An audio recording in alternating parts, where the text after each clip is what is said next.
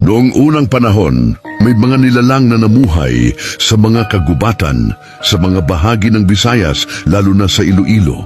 Ito ay isang kwentong bayan na pinaniniwalaan ng mga matatanda sa lugar. Ito ang tinatawag na Mantiu.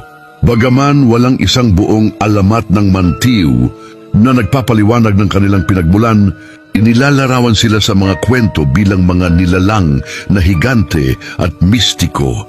Narito ang ilang mga katangian at kwento na madalas ikinakabit sa mga Mantiu. Sinasabing ang mga Mantiu ay may taas na abot sa 30 talampakan kasintaas ng mga puno ng niyog. Sila ay may mahahabang pangangatawan at madalas silang nakikitang naglilibot sa malalawak na bukirin o nakasandal sa mga puno. Sila ay karaniwang na may matangos na ilong. Ayon sa mga matatanda, ang mga Mantiu ay tahimik at payapa sa kalikasan. Hindi sila nangaabala sa mga tao maliban na lamang kung sila'y naiinis.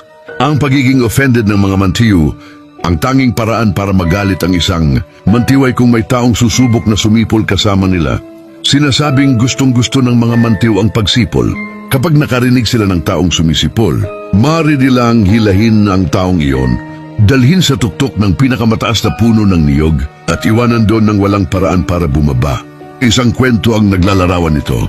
May isang binatilyong mahilig magharana sa gabi. Madalas siyang pinagsasabihan ng kanyang mga magulang na huwag magtagal sa labas dahil baka madala siya ng Mantiu at hindi niya ito pinakinggan. Isang gabi, habang naggigitara siya sa harap ng bahay ng kanyang nililigawan, may dumaang napakatangkad na nilalang.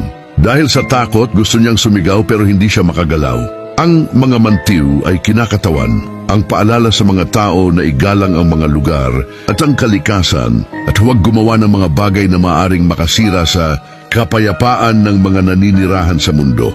Ang kwento tungkol sa kanila ay nagsisilbing babala para sa mga taong gumagawa ng mga masamang bagay, tulad ng pagwawalang bahala sa mga payo ng mga matatanda.